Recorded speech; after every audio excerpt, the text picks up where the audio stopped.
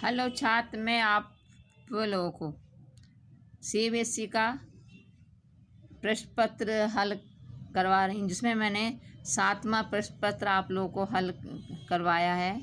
इस देखिए, इसमें पहला क्वेश्चन है, पहला प्रश्न है कि किस गद्यांश को ध्यानपूर्वक पढ़िए और उस पर आधारित प्रश्नों के उत्तर दीजिए।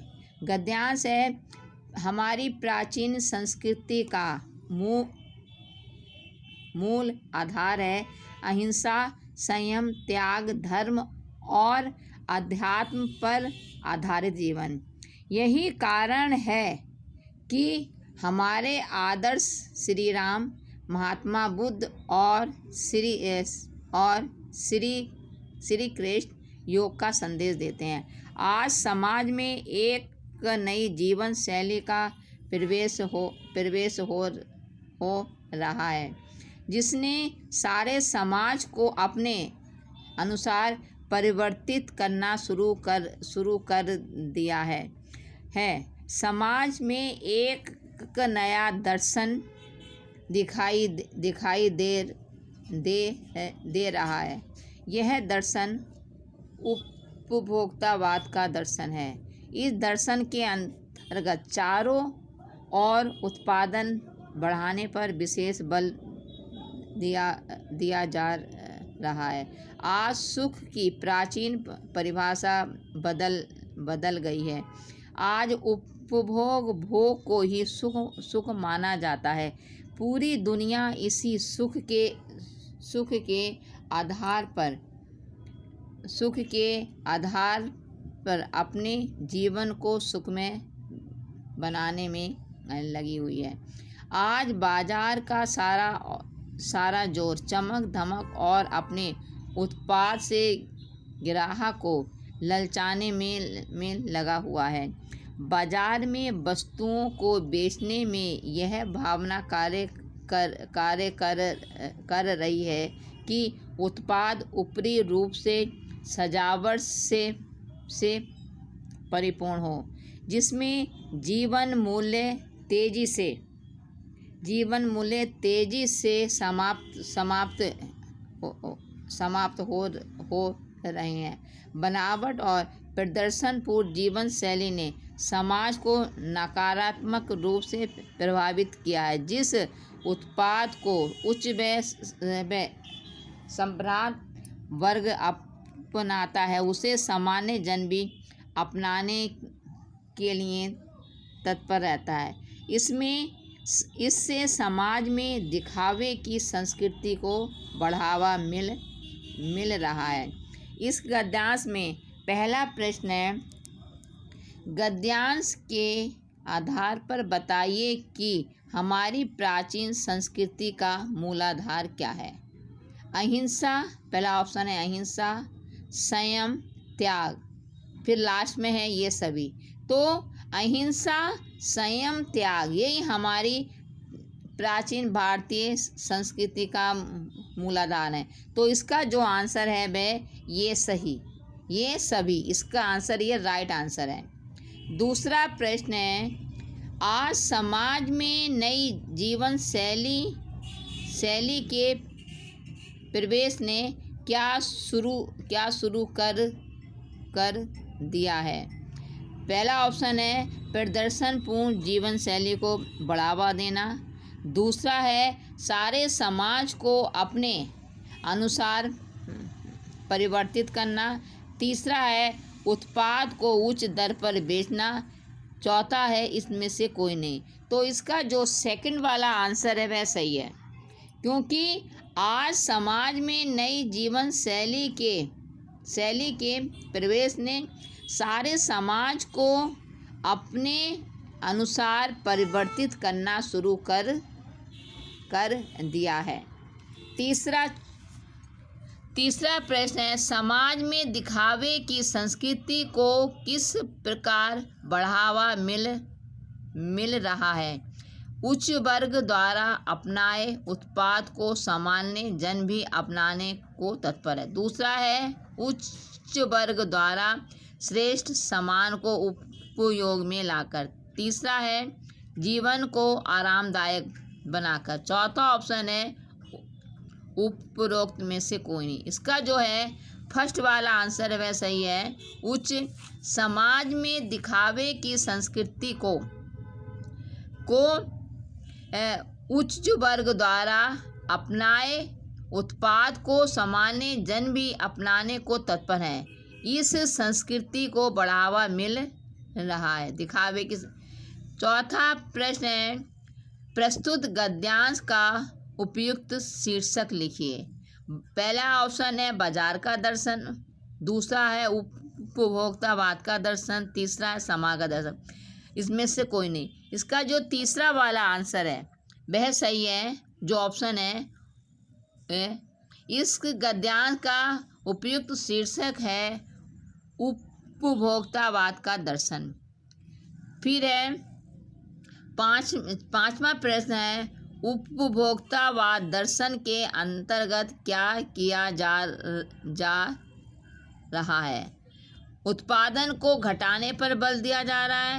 दूसरा ऑप्शन है उत्पादन को बढ़ाने पर जोर दिया जा रहा है। तीसरा है उत्पादन की सजावट पर बल दिया जा रहा है। इसका जो तीसरा वाला आंसर है वह सही है कि उपभोक्तावाद दर्शन के अंतर्गत उत्पादन की सजावट पर बल दिया जा रहा है। अब इसमें दूसरा गद्यांश है।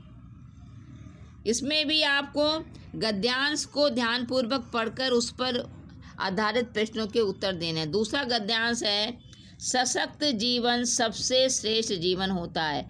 ऐसे जीवन की सबसे बड़ी पहचान यह है कि वह बिल्कुल निडर और साहसी होता है। किसी भी कार्य की सफलता के लिए ध्येय के प्रति उत्कट लगन, कार्य में अटूट श्रद्धा एवं अपनी शक्तियों में पर्याप्त विश्वास आवश्यक है। विश्वास, एकाग्रता, लगन, संतुलन, श्रद्धा आदि सभी साहस पर निर्भर है, क्योंकि मनुष्य का सबसे प्रथम गुण साहस है।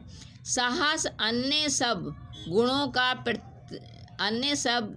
का प्रतिनिधित्व करता है। यदि तन, मन तथा वाणी सशक्त हो तो उनके द्वारा प्राप्त कार्य शक्ति के आगे भाग्य स्वयं नतमस्तक हो जाता है।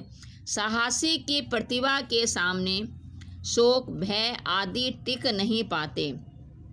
साहसी को संसार भी रास्ता देता है। मनुष्य में सभी गुण हैं, वह विद्वान हो। मनुष्य में सभी गुण हो, वह विद्वान हो, धनवान हो, शक्तिशाली हो, पर यदि उसमें साहस ना हो तो वह अपने सद्गुणों, अपनी योग्यताओं व अपनी शक्तियों का उपयोग नहीं कर सकता।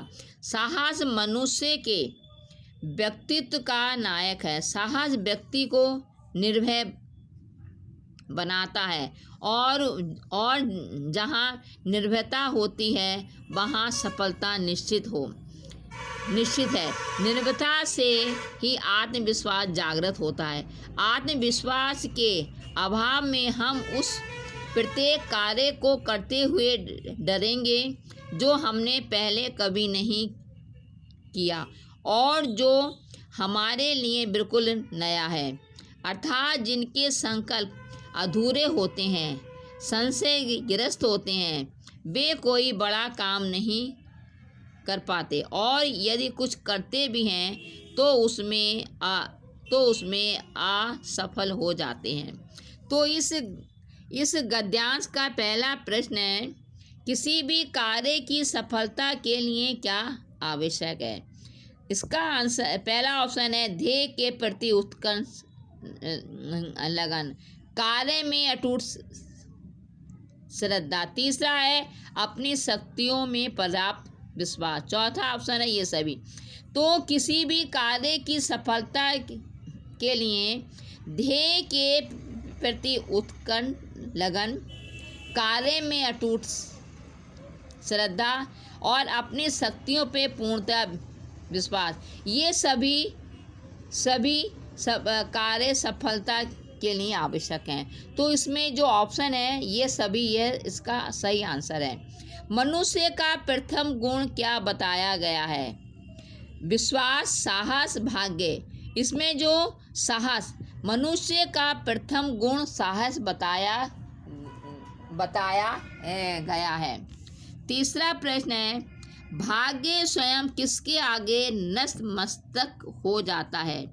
तन मन वाणी से प्राप्त होने वाली कार्य शक्ति के आगे। दूसरा है श्रद्धा के आगे, तीसरा है भाग्य के आगे।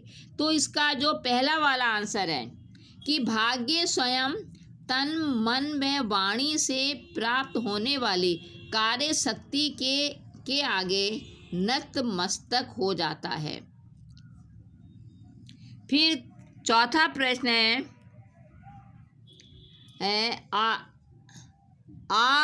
असफल होने वाले व्यक्ति की पहचान क्या बताई गई है? उसका पहला ऑप्शन है संशयग्रस्त होना, संतुलित होना, सशक्त होना। इसका जो आंसर है वह संशयग्रस्त होना, क्योंकि असफल होने वाला व्यक्ति संशयग्रस्त होता है। पांचवा क्वेश्चन है, प्रस्तुत गद्यांश के माध्यम से लेखक क्या कहना चाहता है? प्रस्तुत गद्यांश के माध्यम से मनुष्य में सद्गुणों का विकास करना। दूसरा है मनुष्य के भीतर साहस एवं आत्मविश्वास की भावना का विस्तार करना। तीसरा है मनुष्य को संशयग्रस्त स्थिति में ले आना।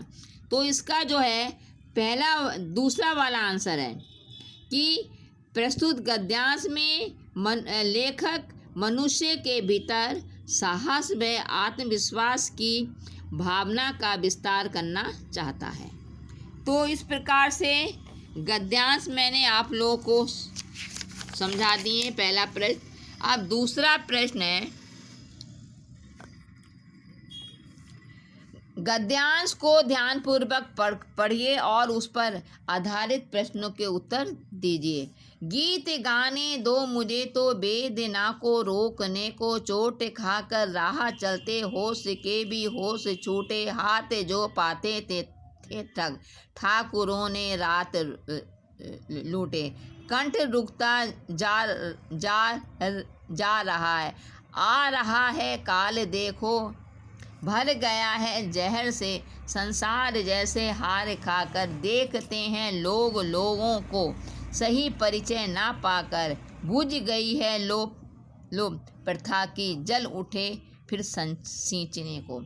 तो इसमें ये जो काव्यांश है, इस काव्यांश के आपको प्रश्नोत्तर करने हैं। पहला प्रश्न है, कवि वेदना को रोकने के लिए क्या करना चाहता है?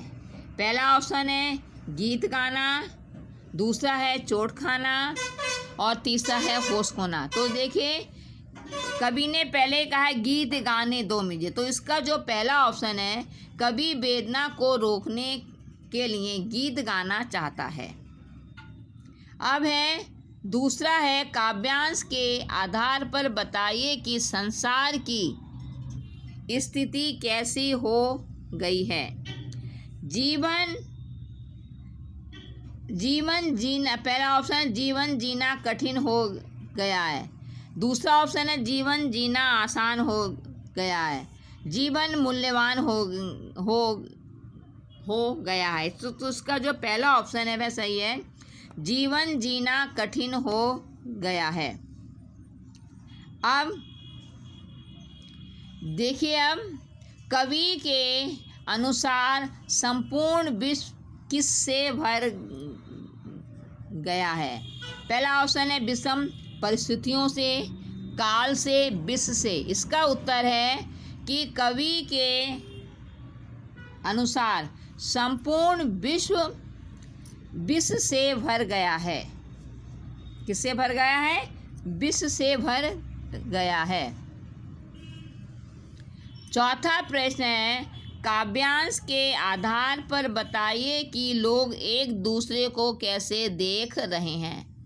अब पहला है ऑप्शन अपरिचित निगाहों से, दूसरा है परिचित निगाहों से, तीसरा है जी विशा से। तो इसका आंसर है कि अपरिचित निगाहों से। काव्यांश के आधार पर लोग एक दूसरे को अपरिचित निगाहों से देख रहे हैं। फिर है लास्ट क्वेश्चन है, प्रस्तुत काव्यांश के माध्यम से कवि ने किस ओर संकेत किया है। संसार की विषम स्थिति की ओर, संसार की सम स्थिति की ओर, लोगों के आह्वान की ओर, इनमें से कोई। तो इसका जो पहला ऑप्शन है वह सही है, संसार की विषम स्थिति की ओर। उसके बाद जो इसमें दूसरा काव्यांश है, यह दीप अकेला स्नेह भरा है गर्व भरा मदबाता पर इसको भी पंक्ति को दे दो। यह जन गाता गीत जिन्हें फिर और कौन गाएगा, पन डुबा ले ये मोती सच्चे फिर कौन कीर्ति लाएगा। यह समीदा ऐसी आग हटीला बिरला सुलगाएगा। यह अद्वितीय, यह मेरा, यह स्वयं विसर्जित, यह दीप अकेला स्नेह भरा है गर्व भरा मदमाता पर इसको भी पंक्ति को दे दो। यह मधु है स्वयं काल का मोना का युग संचय। यह गौरस जीवन कामधेनु का अमृत पूत पेय। यह अंकुर फोड़ धरा को रवि को ताकता निर्भय। यह प्रकृति स्वयंभू ब्रह्म अयुत इसको भी शक्ति को दे दो। यह दीप अकेला स्नेह भरा है गर्व भरा मदमाता पर इसको भी पंक्ति दे दो। इसमें पहला प्रश्न है कि कवि ने कैसे दीप की पंक्ति में सम्मिलित होने का अनुरोध किया है। देखिए, यह कवि ने साफ कहा है गीत भरा मदमाता, यानी स्नेह और यह स्नेह भरा यानी स्नेह और गर्व से भरा हुआ। इसका उत्तर है स्नेह और गर्व से भरे दीप को। दूसरा है दीप के माध्यम से कवि ने किसे जोड़ने का जो है आह्वान किया है। व्यक्तिगत सत्ता को सामाजिक सत्ता के साथ, दीप को समाज के साथ, व्यक्ति और मोती और माला के साथ। इसमें इसका उत्तर पहला उत्तर इसका सही है, व्यक्तिगत सत्ता को सामाजिक सत्ता के साथ। फिर है प्रस्तुत पंक्तियों में कवि को किसके समान बताया गया है। व्यक्ति को प्रस्तुत पंक्तियों में व्यक्ति को किसके समान बताया गया है। गति के, मोती के, दीपक। इसका उत्तर है दीपक के समान। प्रस्तुत पंक्तियों में व्यक्ति को दीपक के समान बताया गया है। फिर आपका आता है काव्यांश के आधार पर बताइए कि व्यक्ति की सार्थकता कब बढ़ जाती है। समाज से जुड़ने पर, सर्वगुण, दूसरा ऑप्शन है सर्वगुण संपन्न होने पर, लाक्षणिकता के जो आधार पर, इनमें से कोई नहीं। तो इसमें जो है पहला वाला आंसर कि काव्यांश के आधार पर व्यक्ति की सार्थकता समाज से जुड़ने पर बढ़ जाती है। यानी कि समाज से जुड़ने पर व्यक्ति को हर कार्य में सफल होने की जो सार्थकता है वह जुड़ जाती है। फिर पांचवा क्वेश्चन है काव्यांश का मूल विषय क्या है। पहला है ऑप्शन व्यक्ति और समाज, दूसरा ऑप्शन है व्यक्ति और परिवार, तीसरा है व्यक्ति का आत्मसम्मान। इसका जो पहला वाला आंसर है वह सही है, व्यक्ति और समाज। इसका पहला आंसर क्या है, व्यक्ति और समाज। तो इस प्रकार से मैंने आपको CBSE के सैम्पल पेपर 7 के मैंने आपको पहला और दूसरा प्रश्न मैंने आपको जो है समझा दिया है। इसके साथ ही मैं आपको अपनी नोटबुक में ये करने हैं। धन्यवाद।